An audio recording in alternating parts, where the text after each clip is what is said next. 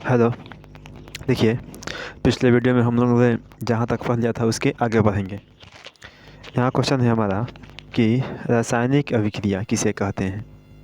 पढ़ेंगे, जब कोई पदार्थ अकेले या किसी अन्य पदार्थों के साथ मिलकर एक या एक से अधिक नए गुण वाले पदार्थों का निर्माण करता है तो उसे रासायनिक अभिक्रिया कहते हैं। ठीक है, इसे देखिए H2+O बनाता है H2O। देखिए, इसे हम अभिकारक बोलते हैं और इसे बोलते हैं प्रतिफल या फिर उत्पाद बोलते हैं। ठीक है, जब कोई दो पदार्थ या तो दो रहेगा या तो दो से अधिक रहेगा, जब आपस में मिल करके एक नए गुण वाले पदार्थ का निर्माण कर देंगे तो उसे ही कहते हैं रासायनिक अभिक्रिया। ठीक है, चलिए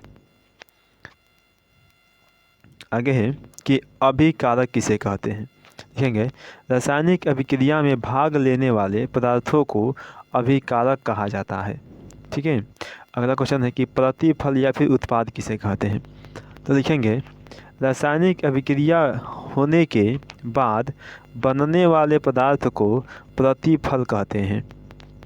ठीक है, चलिए आगे लिखेंगे, अभिकारक और उत्पाद को जब शब्दों के द्वारा व्यक्त किया जाता है तो उसे हम शब्द समीकरण कहते हैं। जैसे मैग्नीशियम प्लस ऑक्सीजन हो जाएगा मैग्नीशियम ऑक्साइड। ठीक है, देखिए ये जो लिखा हुआ है शब्द में लिखा हुआ है तो इसे शब्द समीकरण कहेंगे। चलिए आगे आते हैं, अगला क्वेश्चन है कि रासायनिक समीकरण। लिखेंगे, जब शब्द समीकरण में शब्दों की जगह रासायनिक सूत्रों का उपयोग किया जाता है तो उसे रासायनिक समीकरण कहते हैं। जैसे magnesium Mg+O2, magnesium plus O2 हो जाएगा मैग्नीशियम ऑक्साइड MgO। चलिए देखिए, अगला क्वेश्चन है, रासायनिक समीकरण कितने प्रकार का होता है। लिखेंगे, रासायनिक समीकरण जो होता है वह दो प्रकार का होता है। पहला है संतुलित रासायनिक समीकरण और दूसरा का है असंतुलित रासायनिक समीकरण। चलिए इसके आगे समझेंगे कि संतुलित रासायनिक समीकरण किसे कहते हैं। लिखेंगे इसका आंसर, वह रासायनिक समीकरण जिसमें अभिकारक और उत्पाद दोनों तरफ प्रत्येक तत्व के परमाणुओं की संख्या बराबर होती है उसे संतुलित रासायनिक समीकरण कहते हैं। जैसे 2H2+O2 अभिक्रिया में बन गया 2H2O। ठीक है, यहाँ देखिए यहाँ पर क्या बराबर है, यहाँ पर जो हाइड्रोजन है वो दो गो यहाँ पर है, दो गो, दो दूनी का ये चार गो है, और यहाँ भी देखिए दो और दो चार गो है, यानी कि इधर भी चार गो हाइड्रोजन और इधर भी चार गो हाइड्रोजन। यहाँ देखिए जो ऑक्सीजन है वो दो गो है और इधर भी क्या है कि ऑक्सीजन जो है वो दो गो है। ठीक है, यानी कि दोनों बगल क्या है कि बराबर है तो उसे कहेंगे संतुलित। चलिए आगे है कि असंतुलित रासायनिक समीकरण किसे कहते हैं। लिखेंगे, वह रासायनिक समीकरण जिसमें अभिकारक और उत्पाद दोनों तरफ प्रत्येक तत्व के परमाणुओं की संख्या बराबर नहीं होती है उसे असंतुलित रासायनिक समीकरण कहते हैं। जैसे 2Mg+O2 अभिक्रिया में बन जाएगा MgO। ठीक है, मैग्नीशियम ऑक्साइड। चलिए लिखेंगे, इसे कंकाली समीकरण भी कहा जाता है, इसे कंकाली समीकरण भी कहते हैं। आगे है, रासायनिक समीकरण को कितने प्रकार से संतुलित किया जाता है। लिखेंगे, रासायनिक समीकरण को प्रायः दो प्रकार से संतुलित किया जाता है। पहला है अनुमान विधि या तीर तुक्का विधि और दूसरा का है कि बीजगणितीय विधि। दूसरा का होता है बीजगणितीय विधि। चलिए देखिए, अनुमान विधि से हम थोड़ा सा इसे संतुलित करने का प्रयास करेंगे। देखिए क्वेश्चन है H2+O2 अभिक्रिया H2O, ये जो है असंतुलित है। कैसे असंतुलित है देखिए समझते हैं। ऐसे है कि आपका यहाँ देखिए ये हाइड्रोजन दो गो है और यहाँ भी दो गो है, ये सही है, लेकिन जो ऑक्सीजन है वो यहाँ पर दो गो है लेकिन यहाँ पर एक के गो है। ठीक है, तो देखिए यहाँ पर हमें दो गो है, यहाँ पर एक गो है, इसे मंगाने के लिए क्या करेंगे कि यहाँ पर हम 2 लगा देंगे। जैसे 2 लगाएंगे तो यहाँ देखिए 2 तो लग गया, तो जो ऑक्सीजन था वो 2 गो हो गया, लेकिन यहाँ देखिए जो हाइड्रोजन है वो 2 दूनी के 4 गो हो गया है। तो यहाँ पर बराबर करने के लिए यहाँ भी हम 2 लगा देंगे, ये भी हो जाएगा बराबर। चलिए आते हैं अगला क्वेश्चन।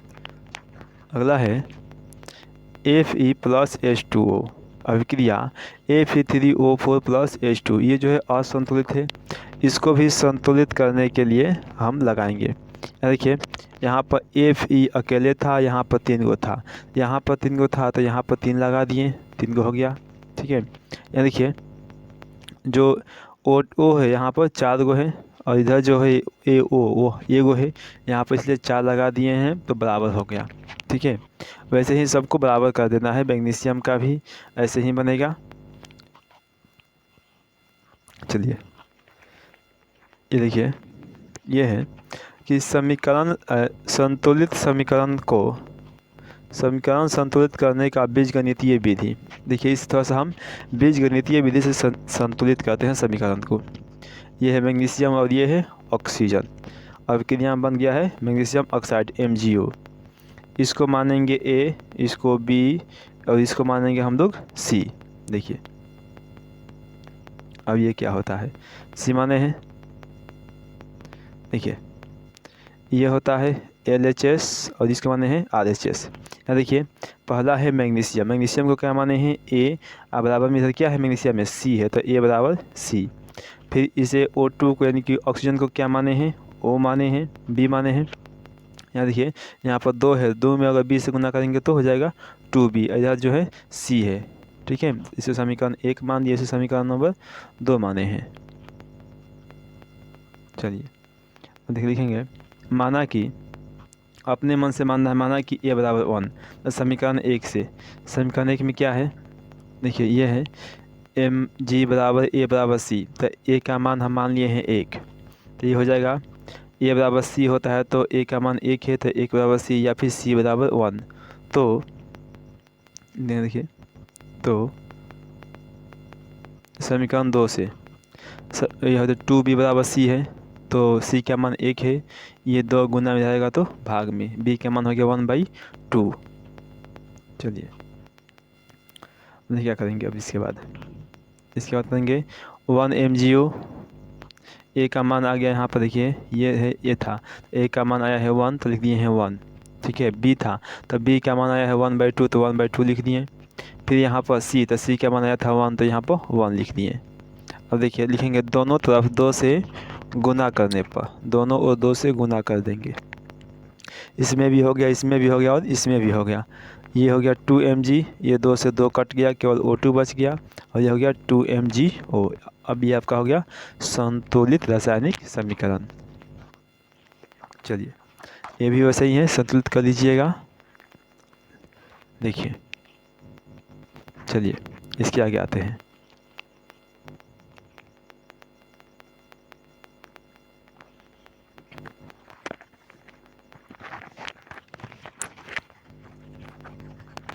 देखिए इससे आगे आपका क्वेश्चन है, रासायनिक अभिक्रिया द्वारा कौन कौन सी सूचना प्राप्त होती है। लिखेंगे रासायनिक अभिक्रिया द्वारा निम्न सूचनाएं प्राप्त होती है।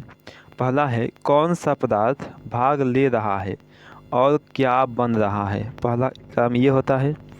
और दूसरा का जो होता है वो कि अभिकारक में कितने परमाणु या अणु भाग लिए और उत्पाद में कितने परमाणु या अणु जो है बने हैं।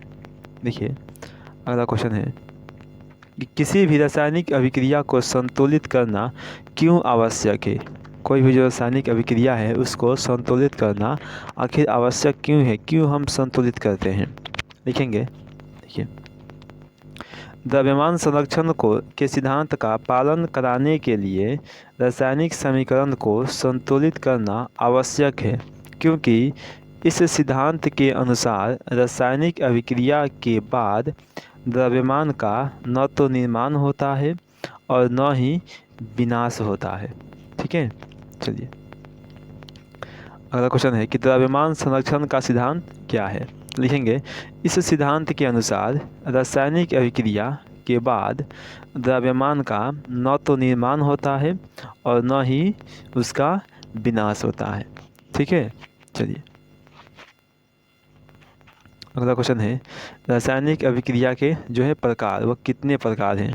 देखिए पहला है कि संयोजन अभिक्रिया, दूसरा का है वियोजन अभिक्रिया, तीसरा का है ऊष्माक्षेपी अभिक्रिया ऊष्माशोषी अभिक्रिया, चौथा है ऊष्माक्षेपी अभिक्रिया, पांचवा है विस्थापन या एकल विस्थापन अभिक्रिया, छठवा है द्विविस्थापन या उभय विस्थापन अभिक्रिया। देखिए सातवां है अवक्षेपण अभिक्रिया और आठवां है उदासीनीकरण अभिक्रिया, नौवां है उपचयन या ऑक्सीकरण, 10वां है अवकलन एवं रेडॉक्स, 11वां है ऊष्मीय वियोजन अभिक्रिया और 12वां है आपका विद्युतीय वियोजन अभिक्रिया, 13वां है प्रकाश रासायनिक अभिक्रिया अगर देखिए, और चौथा है ताप रासायनिक अभिक्रिया। ठीक है, बस इतना ही हमें पढ़ना है, उसके बाद ये चैप्टर आपका ख़त्म हो जाएगा। चलिए देखते हैं। क्वेश्चन है कि संयोजन अभिक्रिया से आप क्या समझते हैं, उदाहरण दीजिए। लिखेंगे कि जब दो अभिकारक साथ मिलकर एक उत्पाद बनाते हैं तो उसे संयोजन अभिक्रिया कहते हैं। जैसे कार्बन प्लस ऑक्सीजन बराबर बन जाएगा carbon dioxide CO2 carbon dioxide. चलिए अगला है, देखिए एग्जाम्पल है, लिखेंगे संगमरमर का रासायनिक सूत्र जो होता है वो होता है CaCO3। ठीक है, अगर लिखें वियोजन अभिक्रिया, वियोजन या अपघटन अभिक्रिया क्या है। लिखेंगे जब एक पदार्थ टूटकर दो या दो से अधिक नए पदार्थों का निर्माण करता है तो उसे वियोजन अभिक्रिया कहते हैं। देखिए जैसे CaCO3 कैल्शियम कार्बोनेट, जब ये टूटेगा तब बन जाएगा कैल्शियम ऑक्साइड और साथ में बनेगा कार्बन डाइऑक्साइड। चलिए ये भी सही है। बस इतना ही रहा आपका ख़त्म। इसके आगे हम लोग पढ़ेंगे अगले वीडियो में, नेक्स्ट वीडियो में पढ़ेंगे इसके आगे। ठीक है, चलिए अगर आपको वीडियो समझ में आया तो प्लीज़ वीडियो को लाइक कर दीजिएगा और चैनल पर पहली बार आए हैं तो इसे सब्सक्राइब कर दीजिएगा। ओके, ठीक है।